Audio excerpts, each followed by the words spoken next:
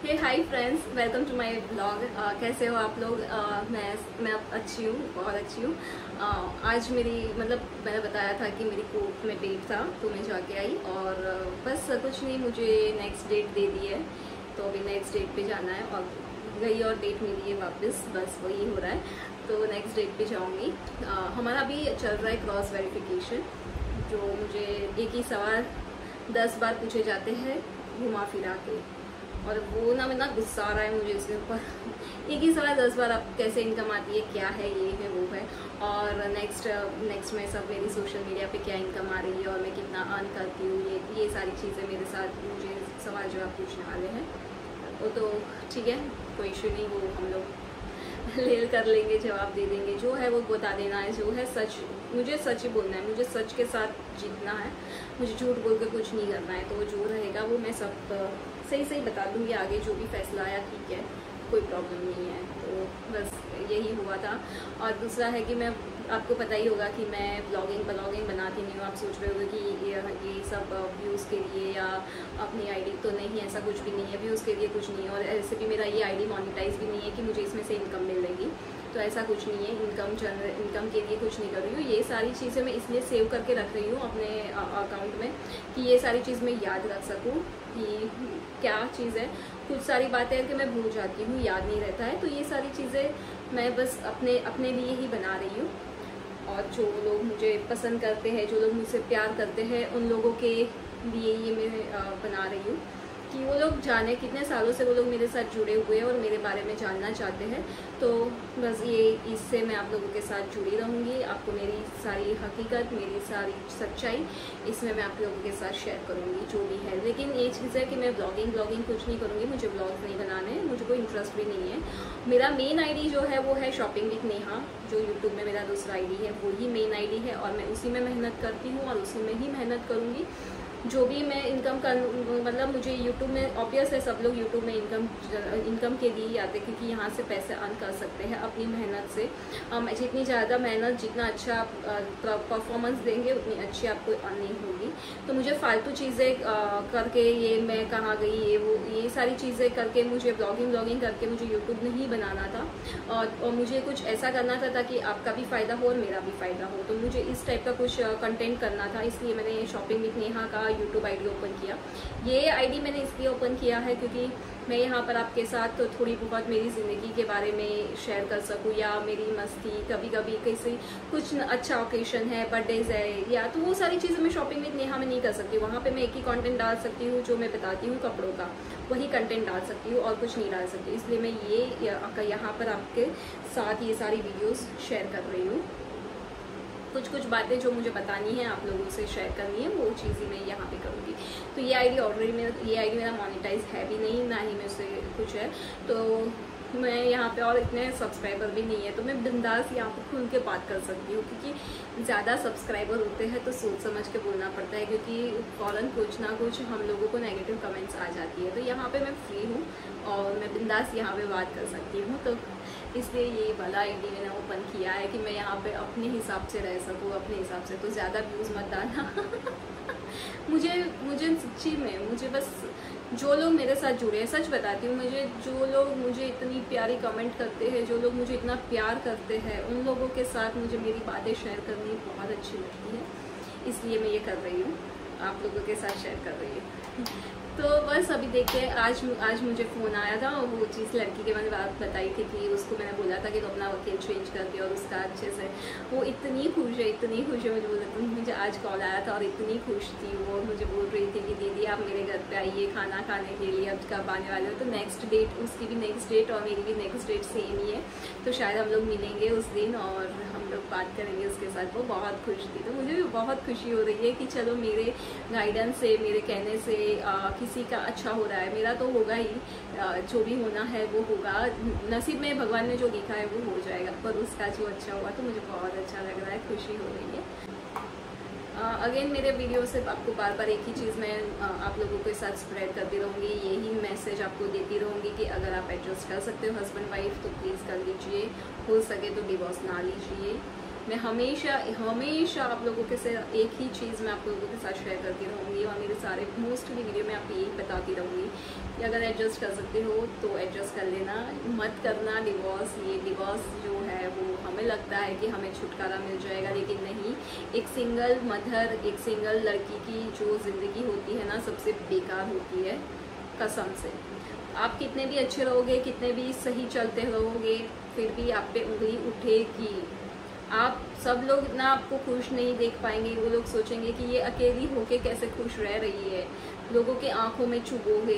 और उसके लिए अगर आप ये डिसीजन अगर लेते भी हो डिवोर्स लेने का या अलग रहने का, सिंगल रहने का, तो आपको बहुत स्ट्रॉन्ग होना पड़ेगा, अंदर से बहुत मजबूत। और हमारे गुजराती में बोलते हैं नफट, बेशरम बन के रहना पड़ेगा, तभी आप रह पाओगे। क्योंकि एक औरत की ज़िंदगी नर्क समान हो जाती है जब वो अकेली होती है। और मैंने बेटे को अकेले कैसे बड़ा किया ना, मेरा दिल जानता है। बहुत प्रॉब्लम्स आती है। सर्टन एज तक तो बेटे हम लोगों का सुन लेते बच्चे, लेकिन उसके बाद बच्चे हमारा नहीं सुनते हैं और हमें समझ नहीं आता उस वक्त पे क्या करें। तो इस वक्त पे अगर हस्बैंड रहते हैं या वाइफ आपके साथ होती है, तो एक दूसरे के साथ डिस्कस करके आप अपने बच्चे को एक अच्छा फ्यूचर दे सकती हो। सिंगल में आप जॉब करोगे या बच्चे को संभालोगे, क्या चीज़ करोगे। और बच्चे की ज़िंदगी बच्चों पे छोटी उम्र में ना बहुत जल्दी से इफ़ेक्ट करता है। मेरे बेटे पे बहुत ज़्यादा इफ़ेक्ट किया था इस चीज़ का। और शुरू में वो मेरे साथ नहीं बात कर पाता था, मतलब वो अपनी सारी चीज़ें छुपा के रखता था, दबा के रखता था, इमोशंस बताता ही नहीं था कि वो क्या चाहता है। मैं उसको सामने से पूछती तो बेटा तुझे हमारी वजह से अलग रहना पड़ रहा है, तेरे पापा के साथ तू नहीं है, तो तुझे कैसा, मतलब आई एम सो सॉरी। तो वो एक्सप्रेस, मतलब उसको देख के समझ में ही नहीं आ रहा था कि उसको कुछ इफेक्ट हुआ है। मतलब बोलते हैं ना कि उसको ज़ीरो रिएक्शन, कोई नहीं, ना खुशी का ना गम का कोई रिएक्शन नहीं। सो सारी चीज़ें उसने अंदर दबा के रखी हुई थी। अब तो फिलहाल बड़ा हो गया, तो अब काफ़ी चीज़ें मेरे साथ शेयर करने लगा। और ऐसे इतना इजी नहीं रहा है मेरे लिए सिंगल मदर होके उसको बड़ा करने में। बहुत मुश्किल है, बहुत तकलीफ़ें आई है। जब वो 7-8 स्टैंडर्ड में था तब तक तो सब सही चल रहा था, वो पढ़ाई कर रहा था और मैं भी उस पर इतना ध्यान नहीं दे पा रही थी, क्योंकि मैं जॉब करती थी 8 से 7 की टाइम मेरा जॉब का था। तो मैं उसको इतना टाइम नहीं दे पा रही थी जितना देना चाहिए एज अ मदर, नहीं दे पा रही थी।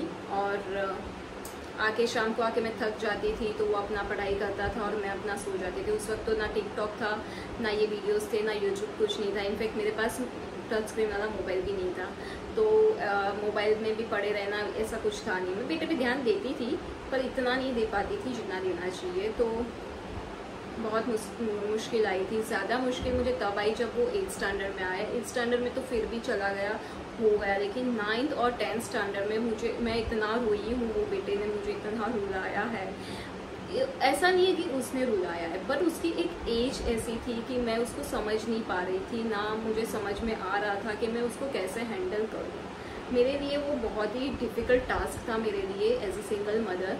बहुत मुश्किल आई मुझे उसे बड़ा करने में, बहुत रोई हूँ मैं। 9th 10th स्टैंडर्ड बोले तो बाय गॉड। और उस वक्त पे मैंने मेरे हस्बैंड से मैं बात नहीं करती थी उनके साथ, लेकिन तब मैंने सामने से उनको कॉल भी किया था और उनको बोला था कि देखो एक बेटा बड़ा हो रहा है और उसको माँ के साथ एक बाप का भी प्यार चाहिए, तो आप हो सके तो उसे फ़ोन कीजिए, उससे कॉन्टेक्ट रखिए। क्योंकि वो मेरे बेटे से भी बात नहीं कर रहा था 4 साल में उसने ना मेरे बारे में तो पूछा ही नहीं है। चलो ठीक है, मेरे से तो उससे प्रॉब्लम है ही, लेकिन उसने 4 साल अपने बेटे के बारे में भी नहीं पूछा कि वो जिंदा है, मर गया है, क्या कर रहा है, कैसा है, कैसी पढ़ाई चल रही है, तबीयत कैसी है, किसी चीज़ की परवाह नहीं की वो इंसान ने। 4 साल तक बेटे से भी उसने बात नहीं की थी, ना कॉन्टेक्ट रखा था।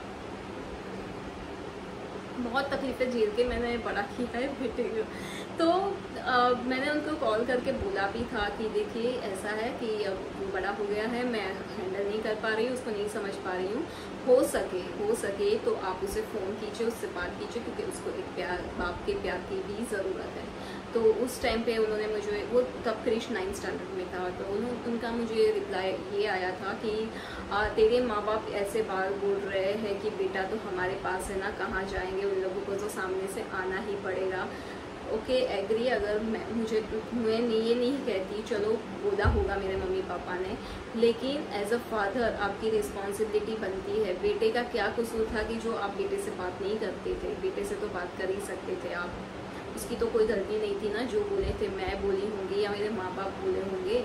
तो ये सब नाक वाले लोग हैं ना, ईगो वाले लोग, कि हमें ज़रूरत नहीं है। तो आज तो वो बुलाते नहीं थे बेटे को, उससे ढंग से बात नहीं करते थे। तो 9th और 10th स्टैंडर्ड में, और 9th में तो फाइनल एग्ज़ाम में ऐसी हालत थी कि क्लासेस से भी निकाल दिया। सर ने बोला कि आपके बेटे की वजह से हमारे दूसरे बेटे भी बिगड़ रहे हो। और मैं उस वक्त पे इतना रोई थी। मैं मेरे बेटे को क्या ही डांटूँ ना, बड़ा हो गया था, डांट के मार के वो सुधरने वाला नहीं था। तो मैं लिटरली रोती थी कि मैंने कैसे उसको करूँगी, कैसे समझाऊँगी। बहुत रोई हूँ। 10th स्टैंडर्ड में तो मुझे एक बार ऐसा डिसीजन लेने की नौबत आ गई थी कि या तो मैं जॉब छोड़ दूँ या मैं बेटे को क्या करूँ, घर पे रहूँ। समझ में ही नहीं आ रहा था। इस सिचुएशन पे आ चुकी थी, क्योंकि मैं जॉब पे भी नहीं ध्यान दे पा रही थी, ना बेटे पे ध्यान दे पा रही थी, वो टेंशन की वजह से। फिर मेरे मम्मी को मैंने बोला कि मम्मी अभी 10th स्टैंडर्ड है, उसका बोर्ड है, तो आप थोड़े महीने के लिए मेरे साथ रहने आ जाओ, क्योंकि मैं नहीं क्रिश पे ध्यान दे पा रही हूँ, वो पढ़ाई भी नहीं कर रहा है ठीक से। तो प्लीज़ मम्मी 5 महीना मेरे साथ रही। मैं जॉब करते जाती थी और मम्मी घर पे रहती थी। वैसे 5 महीना मम्मी ने मुझे निकाल के दिए एग्ज़ाम टाइम पे। तो वो एक मम्मी की वजह से मेरे क्रिश की 10th स्टैंडर्ड भी बहुत अच्छे से मैंने पास करवा ली। और वो 10th, और मेन मुझे बेनिफिट कब हुआ, जब कोरोना का जो लॉकडाउन हुआ तब मुझे ज़्यादा बेनिफिट हुआ, क्योंकि तब सब घर पे रह गए। अभी घर पे रह के जॉब तो थी नहीं, तो घर पे थी मैं, और मैंने उस वक्त बेटे के साथ जो टाइम स्पेंड किया, कसम बोलती हूँ, उसके बाद ना मेरी और मेरे बेटे की जो बॉन्डिंग थी ना, टोटली चेंज हो गई। क्योंकि उस वक्त पे ना मैं अपने बेटे को समझ पा रही थी, ना मेरा बेटा मुझे समझ पा रहा था। प्यार दोनों में था, दोनों एक दूसरे की केयर बहुत करते थे, लेकिन समझ नहीं पा रहे थे एक दूसरे को। वो अपनी जिद पे और मैं भड़क रही थी, गुस्सा कर रही थी, क्योंकि मैं थक के आती थी ऑफिस से, और फिर ये सारी कंप्लेंट्स उसकी क्लासेस से, स्कूल से कंप्लेंट्स आती थी, तो मैं गुस्सा करती थी उसके ऊपर। मुझे समझ में नहीं आ रहा था। फिर मेरी बहन ने बोला कि नेहा तुझे गुस्सा नहीं करना है, क्योंकि वो टीचर है, उसको पता है बच्चों को कैसे हैंडल करना है। तो उसने मुझे थोड़ा गाइड किया, मेरी सिस्टर ने, कि नेहा तुझे कैसे उसको शांत रहना है, गुस्सा नहीं करना है, उसकी बात सुननी है, समझनी है, तब जाके तो उसको, और स्पेशली तुझे उसके साथ तो तेरा क्वालिटी टाइम स्पेंड करना ही पड़ेगा, तब जाके वो तेरा सुन पाएगा या तू उसे समझ पाएगी। तो मैं फॉलो किया उसके।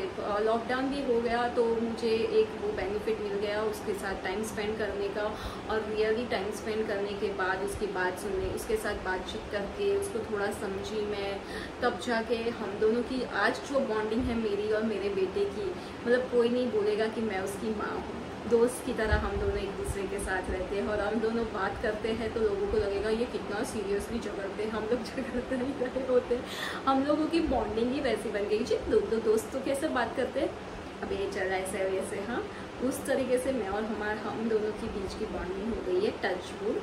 तो अच्छा है अभी तो, वरना बीच में मेरे लिए बहुत मुश्किल था। इसीलिए मैं आप लोगों को, मेरे वीडियो बनाने का एक ही मोटिव है कि जो लोग मेरा वीडियो देख रहे हैं, और स्पेशली जो लेडीज़ मेरा वीडियो देख रही है, उन्हें पता चला। बहुत सारी लेडीज़ मैंने देखी है, वो लोग सीधा बोल देते मैं नहीं रहूँगी, ये वो नहीं रहूँगी, ठीक है, नहीं उनके साथ निभा सकती हो, कोई इश्यू नहीं, लेकिन उसके आगे के अंजाम के लिए भी रेडी रहना। उनको ये नहीं समझ, उनको लगता है कि अकेले रह के मज़े, कोई मज़े नहीं है। अकेले रह के बहुत जिम्मेदारी सर पे आ जाती है। एक और स्पेशली जिनके बच्चे हैं, बहुत बड़ी मुसीबत होती है। मम्मी पापा के भरोसे अगर छोड़ के आते हो, आप ये सोचते हो कि मम्मी पापा है वो देख लेंगे, मम्मी पापा कितने साल तक जिंदा रहेंगे वो भी सोच लेना, देख लेना। और माँ बाप के सहारे कब तक रहोगे आप। तो ये सारी चीज़ें, अगर बच्चे का अच्छा फ्यूचर चाहते हो तो हो सके तो मत बात करो। हस्बैंड वाइफ के बीच में नहीं अनबन हो रही है, आप दोनों मत बात करो, लेकिन साथ में रहो हो सके तो। और क्योंकि इससे अपने बेटे की बहुत बड़ी इफेक्ट होती है, और एक सिंगल हैंड बच्चों को बड़ा करना वो एक सबसे बड़ा टास्क है। इजी नहीं है। आज भी उसकी फ़ीस भरना, ये वो बहुत प्रॉब्लम्स आती है, बहुत प्रॉब्लम्स आती है। मैंने तो जो प्रॉब्लम सही है मैंने तो झेली है ना, अब आप बिलीव नहीं कर पाओगे। जब मेरी ऐसी सिचुएशन थी, मेरे पापा हम मुझे पैसे दिए थे घर चलाने के लिए, क्योंकि हस्बैंड तो चला गया था छोड़ के। मेरे पास कुछ ना जॉब थी ना मेरे पास पैसे थे, कुछ नहीं, शून्य, ज़ीरो था। ज़ीरो से मैंने स्टार्ट किया है। पापा ने पैसे देते थे, 3000 मुझे महीने का दिया था पापा पैसे, और वो 3000 में पूरा महीना मैं घर चलाती थी। और उस वक्त पे मेरे बेटा ना मेरे पास 10 रुपये का कुरकुरे का पैकेट भी मांगा था, मुझे याद है, आज भी वो सीन मुझे याद है। और मैं ना वो सीन आज भी याद करती हूँ, वो दिन तो भूलना आ जाता है। मेरे बेटे के पास मैं मुझे बोला मम्मी मुझे कुरकुरे का पैकेट चाहिए, और उस वक्त मेरे शब्द ये थे कि बेटा 2 महीना रुक जा, मम्मी जॉब करेगी, मम्मी अच्छा कमाएगी, फिर मैं मुझे लेके आऊँगी। ये मेरे शब्द थे। और मेरे बेटे ने प्यार से समझ लिया था मुझे, और उसने बोला था ठीक है मम्मी। तब वो 3rd स्टैंडर्ड में पढ़ता था। तो सोच सकते हो सिर्फ 8-9 साल का बेटा इतना समझदार था कि उसने बोला कि ठीक है मम्मी बाद में। और 2 महीने के बाद मैं टैली का क्लास किया। मैंने बीकॉम किया था, अकाउंटेंट थी, तो मैंने टैली सीखा। तो उसके लिए मुझे 1.5-2 महीना लग गया। टैली सीख के फिर मैंने जॉब स्टार्ट की, और मेरा फर्स्ट सैलरी था 5000 रुपीज़, और वो 5000 में से मैंने फिर उसको 10 रुपये की, सबसे पहले मैंने उसको 10 रुपये का कुरकुरे का पैकेट लेके दिया था। और वो देने का जो मुझे खुशी था ना, वो आप समझ ही नहीं सकते। एक अंदर से जो खुशी थी ना, बहुत खुशी थी, बहुत खुशी। मुझे ऐसे लगा कि मैंने मेरे बेटे के लिए किया, कुछ किया। फिर मैं हर महीने थोड़ा थोड़ा पैसा उसके लिए सेव करके रखती थी कि मैं उसको अच्छे कपड़े पहना सकूं, क्योंकि वो सारे उतरे हुए जो दूसरों के निकाले हुए कपड़े थे, मैं वही उसको पहनाती थी। उसके लिए नए कपड़े लेने के मेरे पास पैसे नहीं थे उस वक्त पे, तो वो कपड़े पहनाती थी। तो मैं थोड़े थोड़े पैसे बचाती थी, और उसके लिए मैंने दिवाली पे उसको पैंट और शर्ट लेके दिया था। और तो मेरा एक ही चीज़ है, मुझे ये सब चीज़ इसलिए मैं शेयर करती हूँ आप लोगों के साथ कि ऐसे दिन आ जाते हैं किसी के, तो उसको अब मुझे समझ आता है कि उसको बहुत हिम्मत से वो सारी दिन निकालने हैं, क्योंकि बुरा वक्त हमेशा नहीं रहता है, बुरा वक्त हमारा निकल जाता है। बस उस वक्त पे हमें बहुत हिम्मत रखनी है, बहुत ज़्यादा स्ट्रॉन्ग हो जाना है वो समय पे, क्योंकि वो 3000 मेरे बेटा को स्कूल में भेजने जाती थी ना, उस वक्त बस की टिकट का रेंट था 4 रुपया था। तो मैं वो 4 रुपया बचाने के लिए घर से उसकी स्कूल थोड़ी दूर थी, तो मैं चल के जाती थी, और उसको भी शाम को मैं चल के लेके आती थी, कि उस हिसाब से मेरा 12-15 रुपया सेव हो जाता था। तो वो 4 रुपये के लिए 15 रुपया बचाने के लिए मैं उसको चला के लेके आती थी। तो इस हिसाब से मैंने बहुत स्ट्रगल किया, बहुत मैंने एक रुपया जमा किया है, और आज जो हूँ वो बहुत मेहनत से हूँ। हाँ ज़रूर मैं बोलूँगी, उसमें 80% हाथ तो मेरे मम्मी पापा का है, कि जो उन लोगों ने मुझे हेल्प की है, जो उन लोगों ने मुझे सपोर्ट दिया है, टच वुड, भगवान करे जिसे माँ बाप सबको मिले। मैं तो भगवान से एक ही प्रार्थना करती हूँ, हर जन्म में मुझे ऐसे माँ बाप मिले। बस मैं हमेशा उनकी बेटी बन के पैदा होना चाहती हूँ, और भगवान करे कि अगले जन्म में मैं उनकी बेटी बन के उनके सारे कर्ज जो है मेरे सर पे वो उतार सकूँ। ये जन्म में तो पॉसिबल नहीं है, क्योंकि ये जन्म मुझे स्ट्रगल ही करना है। मैं अपने माँ बाप के लिए, सपना बहुत है कि मैं अपने मम्मी पापा के लिए कुछ करूँ। उनको 4 व्हीलर चाहिए, मुझे लेनी है उनके लिए 4 व्हीलर, पर मेरी कैपेसिटी नहीं है उतनी कि मैं उनके लिए लेके दे सकूँ। बस भगवान से प्रे करती हूँ कि मेहनत करती रहूँगी, और मम्मी पापा के लिए ले दूँ 4 गाड़ी, 4 पेड़ा वाली गाड़ी, 4 बंगड़ी वाली गाड़ी। होप सो हो जाए ये सारी मेरा जो सपना है मैं पूरा कर पाऊँ मम्मी पापा के लिए। तो लाइफ में बहुत सारे प्रॉब्लम्स आते हैं, बस वो प्रॉब्लम्स को हो सके तो हस्बैंड वाइफ मिलके उसका सारे प्रॉब्लम्स का सॉल्यूशन लाओ तो बेटर है।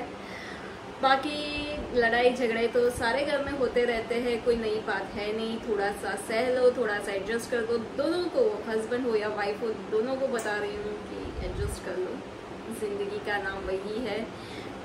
नेक्स्ट वीडियो में और कुछ आपको मेरे पर्सनल लाइफ के बारे में शेयर करूँगी। तब तक बाय बाय।